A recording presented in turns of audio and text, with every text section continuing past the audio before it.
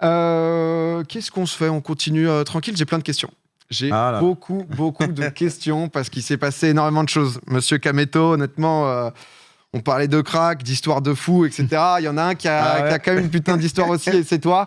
C'est tout de suite, c'est l'interview de Kameto. C'est que la win, que la win, que la win, que la win, c'est que la win. Hey, c'est que la win, que la win, que la win, c'est que la win. Hey, c'est que la win, que la win, que la win. Bon. Ce son qui résonne si bien maintenant avec tout ce qui s'est passé. La K-Corp, on va en parler, Kamel, forcément. La dernière fois que tu étais venu, c'était le 27 octobre dernier. Le 16 novembre, tu annonçais justement la line-up, donc LFL avec la Carmine Corp, le projet avec Prime, tout ce qui se passait. Derrière, 25 mars, c'est victoire en LFL. Donc là, on revoit les images à l'époque de l'annonce. Et il y a tout juste une semaine, tu commentais tranquillement ton équipe devant plus de 300 000 viewers qui remportait donc du coup les EU Masters, le titre européen. Ça se passe. C'est un truc de fou, hein. C'est vraiment un truc de fou parce que ça se passe bien au niveau du sportif et aussi au niveau communautaire, donc c'est incroyable. Je suis en train de réaliser mon rêve là. Parce que j'imagine que forcément tu rêvais de gagner, etc. Mais c'est limite arrivé plus tôt que ce que vous imaginiez, non? Enfin, c'est-à-dire que c'était quoi les objectifs la première saison au moins? Bah déjà la première saison, moi je nous voyais dans le top 3 parce qu'on avait vraiment une bonne line-up, tu vois. Et la LFL était vraiment stack, ça veut dire qu'il y avait des grosses équipes. Tout le monde était chaud en LFL, tu vois. Et au fil des matchs, au fil des semaines, je vois l'équipe, elle commence vraiment à devenir solide. Moi je les voyais en entraînement et je voyais le potentiel qu'ils pourraient avoir. Et au fil des semaines, au fil des matchs, ils deviennent de plus en plus dominants, tu vois. Je m'attendais à ce qu'on gagne en France. Bon après tu sais jamais, c'est la compétition. Mais je ne m'attendais pas à ce qu'on soit aussi dominant. Que vous rouliez aussi sur la France et derrière l'Europe la même. Sur la fin de saison en France, on a vraiment roulé sur tout le monde.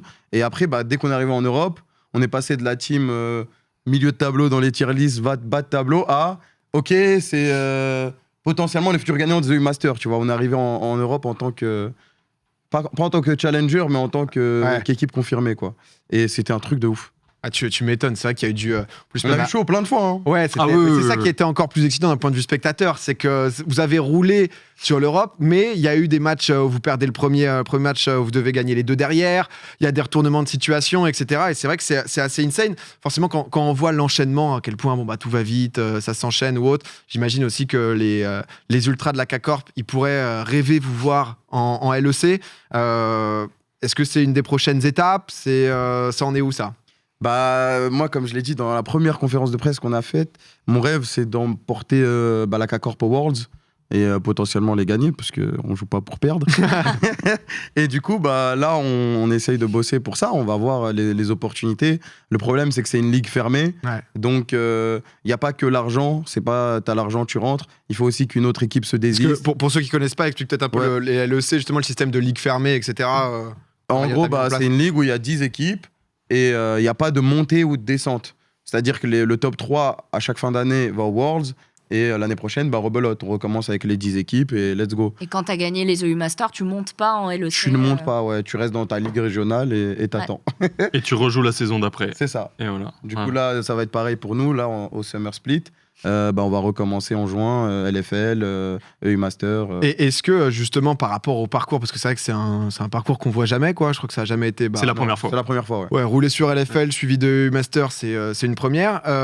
Est-ce que justement, tu le disais, il n'y a pas que l'argent, ça parlait justement de sommes qui sont énormes pour rentrer dans la ligue où c'est potentiellement déjà, il faut racheter un slot, donc il faut qu'il y ait un vendeur, c'est à peu près 15-20 millions juste le ticket d'entrée, quoi. C'est ça, c'est 15-20 millions, voire 20 millions minimum, tu vois. Ouais.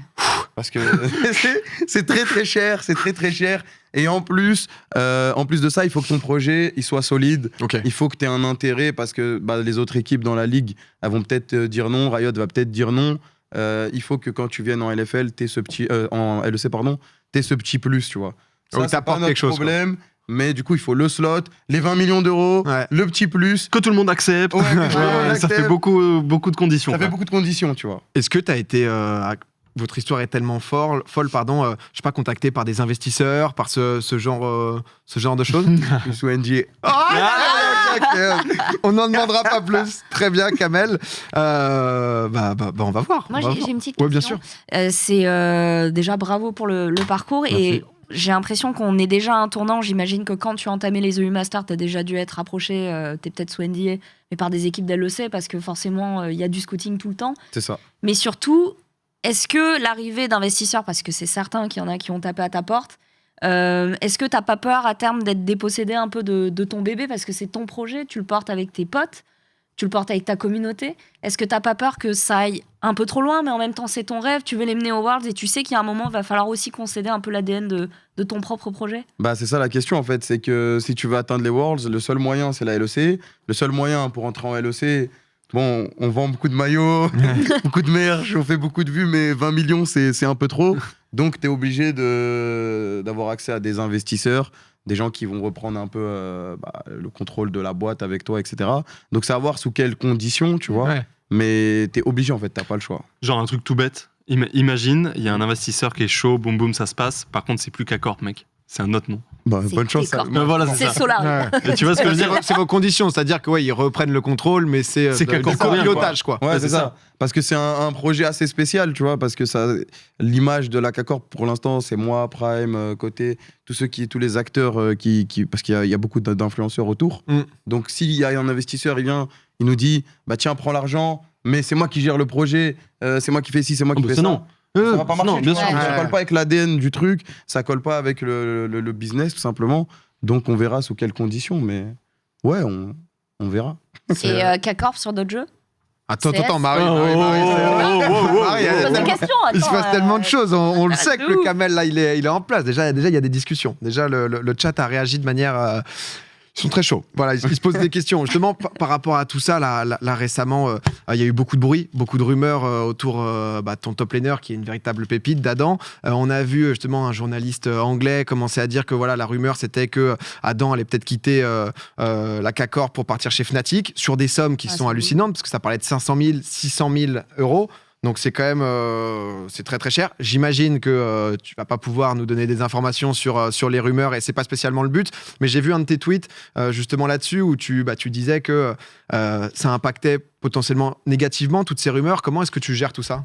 Bah, en fait, des fois, tu as des rumeurs sur des deals qui sont en cours ou qui sont vraiment au tout début des discussions et tu as des rumeurs fondées, etc. Et il y a eu tellement de rumeurs vraies que les gens vont prendre ça pour acquis et des fois, ça peut faire capoter des deals, tu vois. Des fois, tu as des informations sur certains joueurs qui, par exemple, si on prend par exemple Targamas, un de nos joueurs, l'hiver dernier, la rumeur disait qu'il voulait continuer ses études et du coup continuer en ERL, etc. Alors que peut-être dans sa tête, lui, s'il avait une offre LEC, il serait parti en LEC. Mais en voyant cette rumeur qu'il veut continuer ses études, ça peut freiner. Ça peut bloquer des trucs.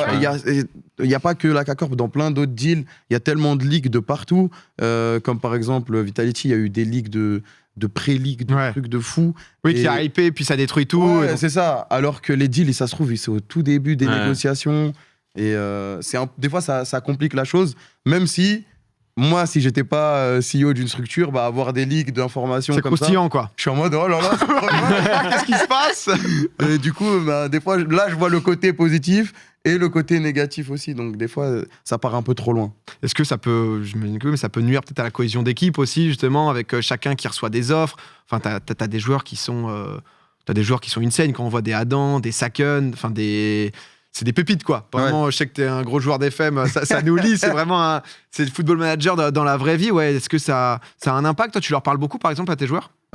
J'essaie de leur parler après des événements majeurs, donc des victoires, etc. De temps en temps, j'essaye de passer quand il y a des entraînements, mais j'ai pas envie non plus d'être tout le temps là, d'être le relou, tu sais, en mode oh ça va, quel game de foot t'as fait en solo queue? Tu as quoi sur Rise, toi? J'ai pas envie d'être ce mec. Ouais, normal. Du coup, j'essaye de leur parler de temps en temps, genre par exemple avec Saken, on parle beaucoup après certains matchs, etc. Syncroft aussi de temps en temps. Targamas, des fois, il est sur le TS, donc je lui parle. T'as une bonne compréhension du jeu aussi, Ouais, c'est ça c'est le ça. truc. Quoi. Bah, c'est oui, pas c'est comme si t'étais facilité. très loin, t'as énormément joué, t'as pas été à ce poste, mais t'as été semi-pro. Comment ça se passe justement chez vous, la K-Corp, dans les recrutements? Comment ça marche? Est-ce que c'est toi qui, par exemple, va scouter des joueurs? Est-ce que c'est Shanky, donc le manager de l'équipe, qui va te présenter, par exemple, une shortlist de joueurs en top lane, en jungle? Comment ça fonctionne? Disons qu'on travaille plus en équipe, mais c'est Shanky qui va s'occuper de ça. Il est directeur sportif du club. Ok. Du coup, lui-même, déjà, il a déjà des idées de joueurs, parce qu'il a beaucoup travaillé dans le milieu de LoL, etc. Et ensuite, des fois, tu peux interroger aussi les joueurs. T'en penses quoi de ce mec-là, etc. Est-ce qu'il fit très bien avec la team?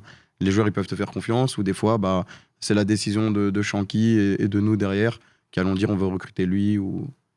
C'est toi qui as le mot final là-dessus ou comment c'est à 3 avec c'est Kotei, Shanky et toi? C'est ça, on travaille vraiment en équipe sur ce qui est mercato, tu vois. Ok. Shanky, il a des pistes, il nous en parle et derrière nous on voit et de toute façon on lui fait confiance, donc si c'est bien en général c'est cool. Et vu qu'on connaît bien le jeu, bah, oui, t'as aussi ce que t'as entendu. Tu sais de quoi tu parles aussi, quoi. C'est ça. Pas non plus. Pas non plus. Ah ouais, lui il a l'air bien. Kotei, la moustache, il est sur la négociation des deals. je le vois bien comme ça là. Ouais, non, mais dans tout le mercato, ouais, côté la moustache, il est énervé pendant les deals. Non, mais bah, on travaille en équipe, encore une fois, tu vois. On essaie d'établir des stratégies et on s'y tient. Et derrière, bah, genre, c'est vraiment, on est en groupe.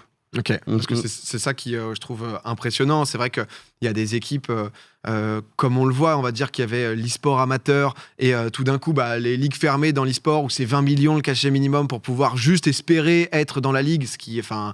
Quand t'aimes juste l'e-sport, t'aimes le jeu vidéo, de base tu faisais juste des teams avec des potes, ça semble loin. Et c'est vrai que vous soyez dans ces discussions, le step-up, le temps que ça doit te prendre aussi toi, d'un point de vue perso, parce que tu continues les streams à côté et tu vis quoi. Donc c'est ça, je suis obligé de continuer. Moi, je suis obligé de continuer les streams, mais c'est vrai que là en ce moment là, c'est réveil, appel toute l'après-midi avec je peux pas vous dire qui, avec plein de gens différents. Et des fois, réunion avec le staff, on se pose, on essaie de voir des stratégies, des trucs, etc. On essaie aussi d'innover pour le futur. Et après, le soir, stream. Donc là, en ce moment, je te jure que les journées, elles sont... Ouais, ça charbonne, ouais. C'est... Tu m'étonnes, t'avais une question, pense. Ouais, j'avais une question par rapport à vos perfs, parce que là, du coup, bah, la K-Corp sur le toit de l'Europe, ça fait que gagner, ça déroule et tout. Tu dis que ça retourne, ça retourne sur le terrain en juillet, t'as dit juin? Juin, ouais. Juin, c'est ça, pour le Summer Split de la LFL. Mais est-ce que c'est pas, la pression est pas monstrueuse que de revenir sur le terrain après avoir absolument tout gagné et se dire qu'en vrai, bah, en fait, on peut pas faire mieux, quoi. Actuellement, tu vois. Ouais. Bah, il y a ça, mais on a beaucoup de joueurs d'expérience, donc Seiken, Targamas. Ouais, ça fait longtemps qu'ils jouent, Targamas. Ils ont vraiment beaucoup d'expérience, ils savent comment lead la team, etc. Donc, ça, c'est plus. La question, elle est plus pour eux, tu vois, mais c'est vrai que quand mais même toi. Winner, même toi, envie de perdre, quoi. Bah ouais, c'est ça, c'est que là en fait, c'est horrible ce que je veux dire, mais limite, vous pouvez que décevoir, tu vois. C'est ça qui est horrible. Ouais, mais il a marqué déjà l'histoire à sa façon, tu vois, il a gagné le spring. Ah non, mais clairement, ça, bien sûr. En vrai, personne l'en voudrait de faire un summer. Ah non, mais gagner. Voilà. Attendez, piège, on voit comment tu réagis. On va gagner. C'est la mentalité qu'on voulait. Non, mais ouais, j'imagine c'est l'arrêté, le côté aussi un peu bloquant, potentiellement frustrant, quoi, de se dire bon bah qu'est-ce qu'on fait. Mais et là-dessus par rapport à ça, parce que je voyais beaucoup, j'étais curieux de voir justement sur le côté rumeur, etc. Alors forcément les gens étaient hyper excités, mais j'ai trouvé les fans de la K-Corp ils sont à 8000%. Et des ultras de fou, mais il y avait quand même beaucoup de respect, tu vois, que ça soit justement pour Adam, ils étaient pas en mode putain mais reste, on doit aller au bout, même pour toi, sur les joueurs, etc. C'est un truc que tu gères quand même super bien, ça. Bah, en fait, on a une audience tellement large que forcément, des fois, il va y avoir des problèmes, etc. Et c'est pour ça qu'à chaque fois qu'on casse des games ou qu'on intervient, j'essaie tout le temps de dire les gars, restez dans le respect. Vous responsabilisez beaucoup les supporters. Ouais. C'est ça, parce qu'après les gens, je leur dis c'est peut-être le seul truc où ils vont nous taper parce que niveau hype on est bien, niveau sportif on est bien. Donc si on est respectueux en plus derrière, c'est gagné. C'est gagné. Ouais, vous êtes les boss et on peut pas vous attaquer. Donc c'est ça, tu vois. Donc j'essaie vraiment d'instaurer le respect. J'ai pas envie que, parce que j'ai beaucoup regardé de foot, donc je vois un peu comment les gens réagissent au niveau du foot. Et pour l'instant l'e-sport c'est pas comme ça. Donc j'ai pas envie qu'il y ait tous les aspects négatifs du foot qui viennent sur l'e-sport, tu vois. Donc j'essaie de faire comme je peux, à ma manière. Honnêtement, t'as bien raison. Est-ce que t'as une date, par exemple, où tu sais où est-ce que ça sera à la LFL? Je sais que vous avez annoncé votre roster en tout dernier. J'ai une date. Demain, 18h, il y aura une conférence de presse. Ah, c'est rapide. Ouais. D'accord. C'est vraiment... Ok. Il y avait pas un day off ou je sais pas quoi? Non, c'est demain, conférence de presse. T'inquiète. T'es le boss, ok, très bien. Bah, avec annonce de tout. Ah, il y aura des annonces. Il y aura des annonces. Il y aura. Garde la surprise. Oh là, Thomas. Côté, la tête de côté, je l'ai imaginé. Ok, bah très bien. Donc mercredi 18h, annonce ni plus ni moins. Pour continuer là-dessus, comme tu nous le disais, bah, vous êtes aussi, c'était le temps un peu de se structurer avec l'année Covid, ça aide pas justement. Je sais qu'il y a énormément d'équipes qui, bah, elles sont déjà très très structurées avec des locaux, énormément de staff, etc. Est-ce que c'est quelque chose que toi tu as envie pour pouvoir step up ? Bah, c'est un peu obligatoire en tant qu'équipe, même si ça a ses points positifs de jouer de chez soi parce que tu peux retrouver ta famille après. Ouais. Ça reste assez exceptionnel, les moments d'entraînement, les moments de match. Mais ouais, là c'est vraiment, on essaie de se focus sur ça, sur structurer la structure, tout simplement, le club, et avoir tout ce que les autres structures ont. Comme ça, si par hasard, un jour, bah, on a une chance d'aller en LEC ou quoi, il faut être prêt et on est en train de préparer tout ça. Oh, si jamais, quoi. Si jamais, hein. On verra jamais. quand On sait c'est, pas, on mais sait voilà, pas, si un jour il y a l'opportunité, au moins vous êtes là, quoi. Ouais, avec Gaming House et avec justement Ouais, un c'est endroit ça, pour le staff. locaux, Ok. Bah écoute, très clean. Marie en parlait tout à l'heure sur les autres jeux. Il y a eu un tweet récemment là, que tu avais envoyé Ah oui, c'est vrai. qui disait voilà, qu'est-ce que vous aimeriez voir comme autre jeu. Pour l'instant, quand même, il faut le rappeler parce que LoL est monstrueux. Vous avez quand même double sur champion du monde de TFT. Il y a Canbiz aussi. Cambiz, ouais. Cambiz, pardon. Donc, qui est aussi un joueur de TFT. Sur Trackmania, vous êtes présent avec Bren. Bren et Darker. Ouais. Bren Darker aussi qui est encore chez vous. C'est quoi la suite? C'est dans la conférence de presse, la suite? Peut-être que ce sera dans la conférence de presse, mais il y a beaucoup de jeux, il y a beaucoup d'options, donc on n'a pas envie non plus d'être partout. En fait, on est une structure, les gens ils nous voient comme des influenceurs, peut-être des clowns en stream, etc. Mais la structure, nous, on a envie qu'elle soit vraiment professionnelle et de jouer la gagne, tu vois. Donc si on vient sur un nouveau jeu, on veut jouer la gagne, on veut jouer le top 1, donc forcément, on prend notre temps, on essaie d'évaluer les meilleures options et on ajuste avec le budget qu'on a, etc. Voilà.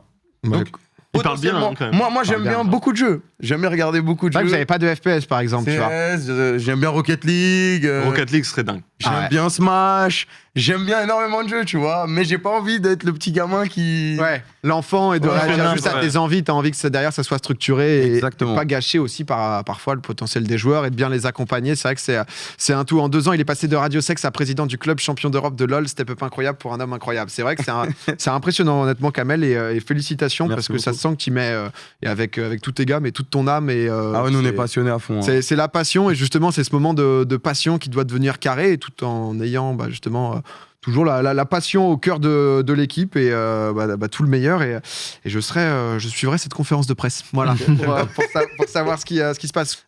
Merci en tout cas pour les réponses parce que c'est vrai que ça permet d'éclaircir un peu et on espère que ça va continuer à gagner jusqu'au championnat du monde. Voilà. Ce serait insane, là, Ah, ça d'accord. serait ouf. Ce serait vraiment. Déjà c'était tellement honnêtement c'était Ah ouais. juste, je le dis parce que c'était. Moi, LoL, j'ai déco total. J'ai suivi, on se sait. Et ensuite, j'ai totalement arrêté. J'ai eu du mal à re-regarder de l'e-sport. Et c'est vrai que la CAC m'a mis dans un truc. Le split, j'ai pas énormément suivi. Mais là, EUM, ça m'a rappelé des souvenirs. Les Fields, comme on disait, en plus, il y a eu tellement des matchs difficiles que c'était pas juste du 2-0, 2-0, Yes. 3-0 en finale. Tu te dis, putain, si merde, c'est fini, il y a Saken qui te sort le move de l'année, t'es debout, tu te retrouves avec les poils qui s'hérissent et tout. Et honnêtement, tu fais vivre des émotions aux gens. Ah, vraiment, Et, mec, c'est insane. Je suis sûr que tu fais re-regarder du LoL à tellement de gens. Ouais, Déjà 2 sur ce plateau. Hein, sur si tu regardes les stats d'audience, ouais, ça a tout C'est dépassé. hallucinant. Mais même moi, en tant que fan d'e-sport, je regarde depuis StarCraft, etc. J'avais un peu décroché, tu vois, de LoL, parce que le format à l'ancienne LCS. Les games étaient longues, on se En faisait fait, chier, tu sais pas qui tu regardes parce que ça change tout le beaucoup temps et de parfois il n'y a matchs. pas trop d'âmes. Donc, C'est ça, et il manquait beaucoup de dames, justement. storytelling, tu ouais. vois. Voilà, donc c'est ce que je voulais apporter. Et ça marche plutôt bien. Eh ben, bravo, gros. Clean, Juste bravo. Clean frérot, félicitations.